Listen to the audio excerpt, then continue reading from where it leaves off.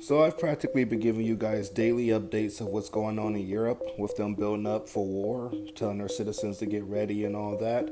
And it seems like daily more shit happens to come out. So as of today, they are now saying that Sweden, the country of Sweden, has prepared 64,000 nuclear bunkers for 7 million people. Now, Sweden has already made these shelters. They've had these shelters for years, but they're going to be upgrading them for their citizens. Guess who's not going to do that for us? The United States.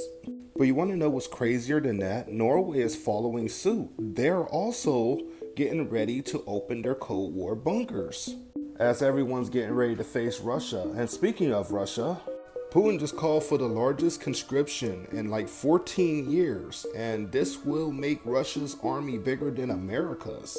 I know I'm not talking about as far as hardware and all that, I'm talking about troops. Guys, I don't think we're that far back from actually calling up a draft ourselves. I would not be surprised with all these countries doing it and everybody knowing that we're heading to war.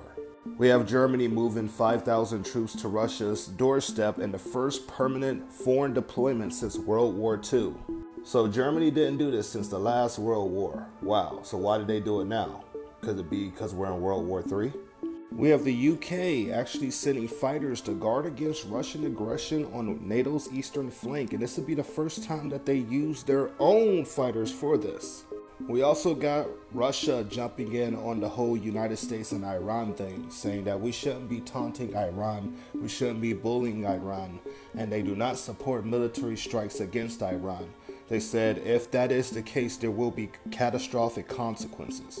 I have a feeling this is going to turn into two scenarios, that Russia steps into this war, or that Russia and China escalates their own wars, as in Russia goes after Europe and China starts going after Taiwan. Oh, speaking of China, we have China practicing attacks and blockades on Taiwan, as they have Taiwan completely surrounded right now. Taiwan is condemning these drills, and they also sent out aircraft and also, of course, ships and air defense to monitor the PLA. Also, yesterday, there was a missile cargo ship that arrived in Iran from China. I wonder if China's arming up Iran with something, as China is urging the United States to return to Iranian nuclear talks as soon as possible as well. So we have two nuclear threats from Iran. First of all, their lawmakers are calling for a nuclear weapon right now.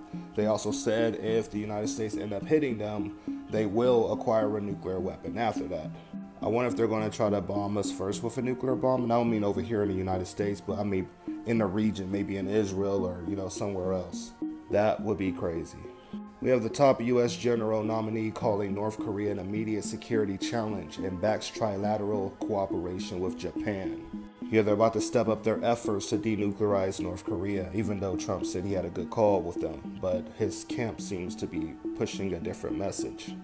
Alright, let's speed this up. We have the Houthis that shot down an MQ-9 Reaper drone, which is a United States drone. We have the United States that did airstrikes on Yemen today, which Trump did warn the Houthis that every day these strikes are going to get stronger and stronger. Do y'all remember General Armageddon? He was a general that was known for the Syrian war crimes and all that in Russia.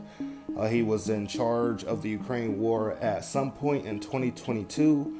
And when he got in and Ukraine was about to make an offensive towards Crimea, they said that there was a 50% chance that Russia was going to use a nuclear weapon. That's what United States intelligence is saying. What? How does it go up from 5 to 10% all the way up to 50%? That's crazy. We have Israel saying that they hit targets in Beirut and they killed Hezbollah, Iran, and Hamas terrorists that was planning an attack. They called them a threat to their civilians, so that's why they hit them. And we have the Gulf states warning the United States they're not going to be involved in this war, even though they're still holding our ships and holding ports for us to attack Iran, but they don't want to be attacked by Iran. So anyways, this is the latest, man. I got a live coming next. I'll see y'all there.